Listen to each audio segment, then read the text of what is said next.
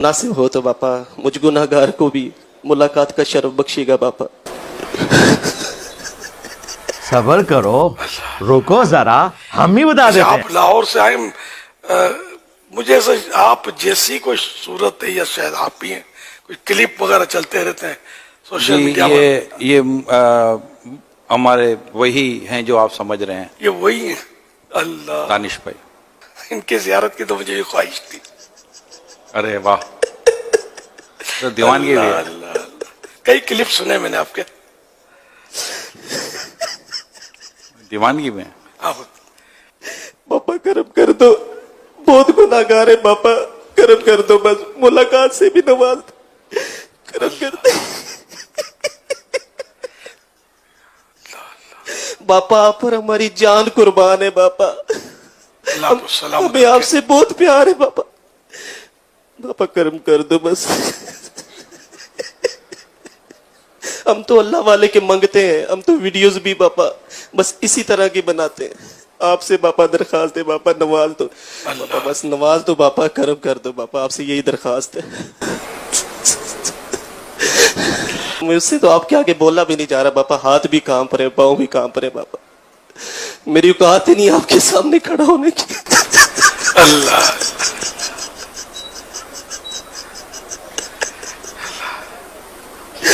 1994 वाले इज्तिमा में भी शरीक हुआ था। उस वक्त मैं FSC में था और फिर इंजीनियरिंग यूनिवर्सिटी से फारिग होने तक 2000 जून में मैं फारिग हुआ था। उस वक्त तक दावत इस्लामी के साथ ताल्लुक रहा। अब भी मैं अपनी जो चंद एक अच्छाइयां कोई अखलाकी मौजूद है मेरे में, तो मैं इसका क्रेडिट अपने माँ बाप से भी बढ़ के जिस शख्सियत को देता हूं दुनियावी असबाब के एतबार से, तो वो मौलाना इलियास कादरी साहब है, इसमें कोई शक नहीं है। लेकिन दूसरी तरफ ये एक बड़ा तर्क पहलू है कि जिस कदर एहतियात उनके मामलात के अंदर पाई जाती है, वैसी एहतियात उनके अकायद और नजरियात में बिल्कुल मौजूद नहीं है। तो अब सब के सब उलमा का डंक निकल गया, अब सब के सब उनको अमीर अहले सुन्नत कहते हैं। हम एक मासूमाना सवाल करेंगे कि तुम्हारा अमीर अहले सुन्नत वो है जो प्राइमरी पास भी नहीं है, मैट्रिक तो दूर की बात, चलो प्राइमरी में से उठा लिया गया तो किसी मदरसे में दाखिल होता, वो खुद कहते हैं मैं किसी मदरसे का मैंने मुंह भी नहीं देखा। हमारी इस एकेडमी के हॉल से भी छोटी मस्जिद जिसमें वो इमाम मस्जिद थे, पार्ट टाइम वो गुब्बारे बेचते थे और झाड़ू बना के बेचा करते थे। ये उनका स्टार्ट का मामला था टिल 1981 में जब उन्होंने दावत इस्लामी बनाई और फिर आहिस्ता आहिस्ता मामलात आगे चलना शुरू हुए। बाकी तफसीलात के लिए आप मेरी एक वीडियो जरूर देखें, दावत इस्लामी की कहानी मेरी जुबानी। उसमें मैंने पूरा उनका जो नशेब फराज वाला मामला है और किस तरीके से हम दावत इस्लामी से निकले, वो निकलने की वजह दावत इस्लामी के अकायद से इख्तलाफ नहीं था, बरेलवी होते हुए ही क्यों निकलना पड़ा, वो मैंने पूरी अपनी लाइफ स्टोरी उसमें सुनाई हुई है। आज वो टॉपिक नहीं है, आज तो है दानिश की मौत।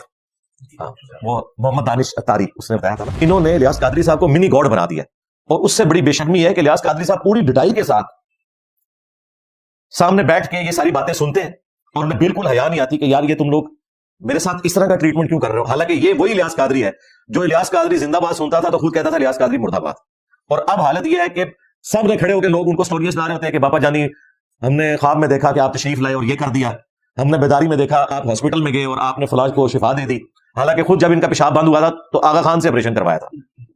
मुझे नहीं समझ आती, लोगों को तुम दरबारों में भेजते हो मुसीबत और परेशानी के वक्त, तुम कहते हो कि अब्दुल्ला शाह गाजी ने समुंदर रोका हुआ है और अगर किसी के साथ कोई इशू है तो वो उनके मजार पे चला जाए। तो भाई जिसने समुंदर रोका हुआ है, जब तुम्हारा पेशाब रुक जाता है तो तुम भी उधर ही जाया करो। लोगों को दरबारों में भेजते हैं, खुद सबसे महंगे हॉस्पिटल्स में जाते हैं। इसका मतलब है कि इनको अंदर से पता है कि इस तरह नहीं दुनिया में होता। भाई दुनिया को अल्लाह ने असबाब के साथ जोड़ा हुआ है। इन बेशर्मों को शर्म नहीं आती कि इन लोगों ने मरना है। ये शैतानी तौहीद के ऊपर चल रहे हैं, रहमानी तौहीद के ऊपर नहीं चल रहे। लिहाजा इन लोगों को एक्सपोज करना पब्लिक के सामने कि इनकी मासूम शक्लों से आप लोग धोखा ना खाएं, ये उम्मत को इतने खतरनाक अकायद दे रहे हैं कि जिसका तसव्वुर भी नहीं आप कर सकते। अपने सामने अपनी इबादत करवा, ये इबादत है ना, सामने खड़े होकर एक बंदा इनकिसारी के साथ रो रहा है, यानी ये वो हालत है जो खुदा के सामने इंसान की होनी चाहिए, वो मखलूक के सामने। अब ये जो बाबा जानी के सामने दानिश की रूहानी मौत हो रही थी, जब वो रो रो के कह रहा था बाबा कर्म कर दो, उसे मैं जामिया तिरमिज़ी की हदीस सुनाऊंगा और उसके बाबा जानी को भी, कि रसूलुल्लाह सल्लल्लाहु अलैहि वसल्लम ने फरमाया, जिस शख्स की ये ख्वाहिश हो कि लोग उसके सामने खड़े रहें उसे प्रोटोकॉल देने के लिए, वो शख्स अपना मकाम दोज़ख की आग में देख ले। बोले आउज़ु बिल्लाहि ताला।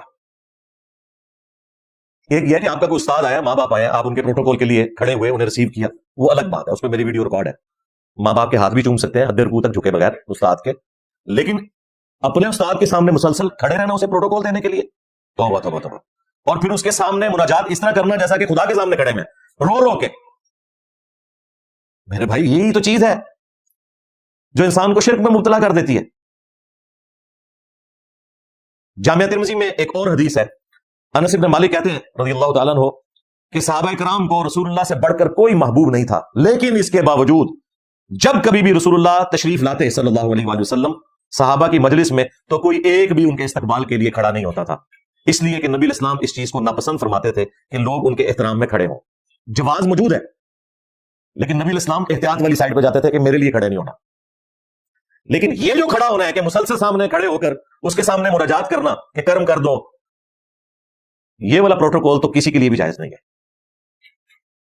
یہ سیدھا سادہ انسان کو شرک کے اندر مبتلا کر دے گا. اگر شرک ختم ہو گیا ہے تو آج نصیریہ فرقہ شام میں علی اللہ کیوں کہہ رہا ہے؟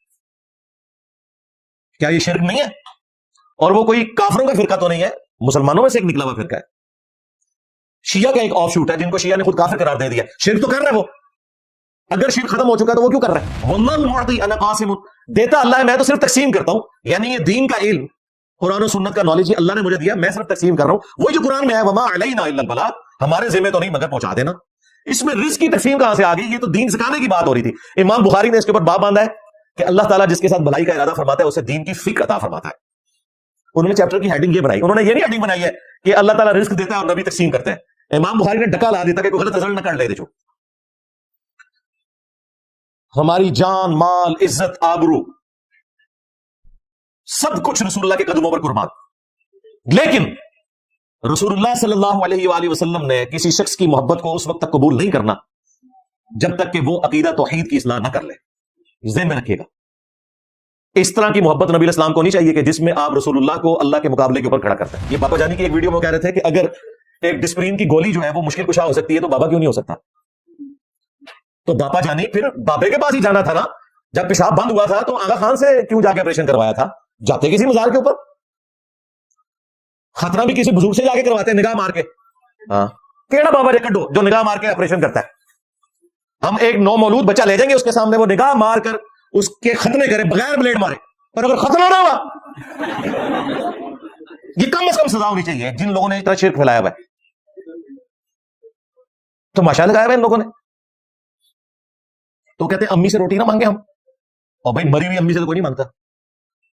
جو سامنے امی موجود ہے، مری کیا زندہ بھی ہو سامنے نہ ہو، اس سے تو نہیں کوئی روٹی مانگتا. نہیں جی شہید زندہ ہے، سرکار شہید زندہ ہے تو اس کی بیوہ اس کی شہادت کے بعد اگلی شادی کیوں کر لیتی ہے؟ کیا وہ بدکار عورت ہوتی ہے؟ نہیں، وہ زندہ اور ہے، یہ زندہ اور ہے. ہاں آیا نا دار تھلے، وہ پتہ لگا دار تھلے آنا کیوں ہوتا ہے. یہ بھائی امی سے روٹی مانگنا کوئی شرک نہیں. قرآن میں حکم ہے وَتَعَاوَنُوا عَلَى الْبِرِّ وَالتَّقْوَى وَلَا تَعَاوَنُوا عَلَى الْإِثْمِ وَالْعُدْوَانِ، نیکی اور پرہیزگاری کے کاموں میں ایک دوسرے کی مدد کرو اور برائی میں الگ رہو. یہ ہمیں قرآن نے حکم دیا کہ ہم نے ظاہری اسباب میں ایک دوسرے کی مدد کرنی ہے. یہ دعا نہیں ہے، یہ ظاہری اسباب ہے. آپ میرے سامنے ہیں، میں آپ کو کہتا ہوں مجھے پانی پلا دو، بالکل درست ہے. لیکن آپ یہاں پہ موجود نہیں، بغداد میں ہے اور وہاں بھی قبر کے اندر دفن ہے، اور میں آپ سے کہتا ہوں کہ مجھے پانی پلا دیں، یا غوث پاک 2 بوتلیں نیسلے کی بھجوا دو ذرا. تو غوث پاک نہیں بھیج سکتے 2 بوتلیں نیسلے کی. ہاں ان کے مزار پہ کھڑا ہوا کوئی شخص وہ اپنے کسی دوست کو فون کرے پاکستان میں اور وہ 2 نیسلے کی بوتلیں آپ کے لیے بھجوا دے، وہ ایک الگ بات ہے. خود نہیں کچھ کر سکتے.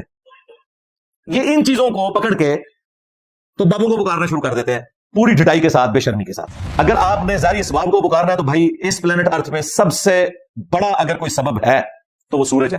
سورج سے بڑا اللہ کی مخلوقات میں کوئی مشکل کشا نہیں ہے اس پلانٹ ارتھ کے لوگوں کے لیے. آپ کے بزرگ بابے تو 2-4 بندوں کا خیال رکھ سکتے ہیں نا. سورج تو 8 ارب انسانوں اور کھرب مخلوقات کی زندگی کا سبب ہے اس پلانٹ ارتھ پہ. سورج کی وجہ سے موسم تبدیل ہوتے ہیں، سورج کی وجہ سے ہوائیں چلتی ہیں، سورج کی وجہ سے بارش ہوتی ہے، سورج کی وجہ سے کھیتیاں، درخت، پودے اپنی خوراک تیار کرتے ہیں. ان خوراکوں کو جانور کھاتے ہیں، پھر بڑے جانور ان جانوروں کو کھاتے ہیں. ہم انسان بھی ان کھیتیوں سے اور جانوروں کو کھا کے اپنی خوراک حاصل کرتے ہیں. اگر سورج ختم ہو جائے پلانٹ ارتھ پہ کوئی بھی مخلوق زندہ نہیں رہے گی. تو مجھے بتائیں سورج سے بڑا مشکل کشا کون ہے پھر؟ کیا کبھی ہمیں وہم بھی آیا کہ ہم نے سورج کو پکارنا ہے؟ ہمیں پتا ہے کہ یہ اللہ کی مخلوق ہے، اللہ نے ڈیوٹی بھی لگائی ہوئی ہے، پھر بھی پکارنا کسے ہے؟ اللہ کو. اگر اللہ کے سوا کسی ہستی کو دعا میں پکاریں گے تو مشرک ہو جائیں گے. ایاک نستعین کا مطلب تم یہ کہتے ہو نا کہ اس میں ہے کہ صرف اللہ ہی سے مانگتے ہیں, لیکن یہ نہیں لکھا ہوا کہ کسی اور سے نہیں مانگتے. ہم کہتے ہیں آگے چل, ہم بھی ابراہیمی ہیں, آگے چل, ہم تجھے دکھا دیتے ہیں وہ آیت بھی جس میں منع کر دیا گیا.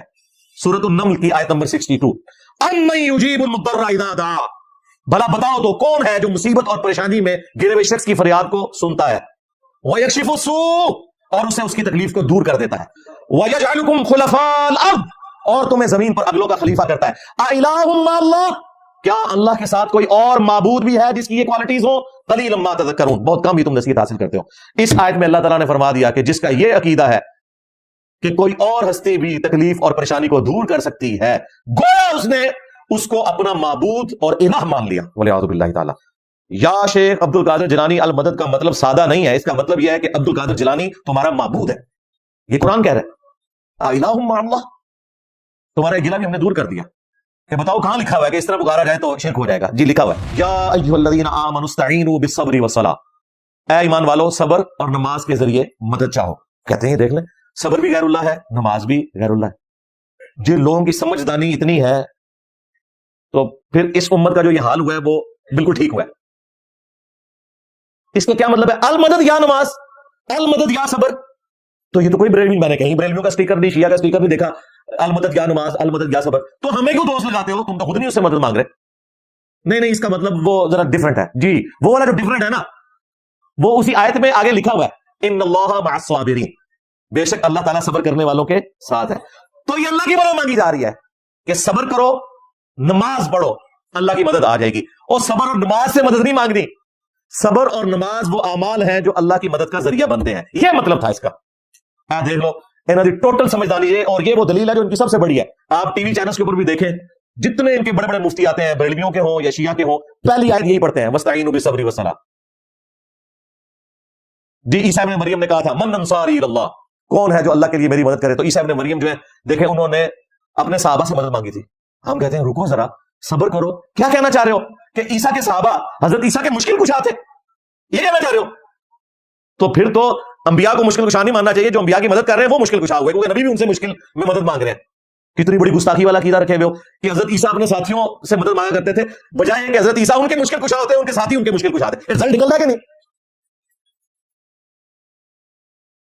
اور بھائی اس کا مطلب یہ ہے کہ ظاہری اسباب میں اللہ تعالیٰ نے انبیاء کرام کے ساتھیوں کو ان کے ساتھ اٹیچ کیا کہ ان کی مدد کریں. تو نبی علیہ السلام کے بارے میں صحابہ کا کیا عقیدہ تھا کہ وہ حاضر و ناظر نہیں ہے, بلکہ اللہ ان کو بتائے گا تو پتہ چلے گا. اور تیسرا استعانت کا عقیدہ, انہوں نے حضور سے مدد نہیں مانگی, اللہ سے مدد مانگی.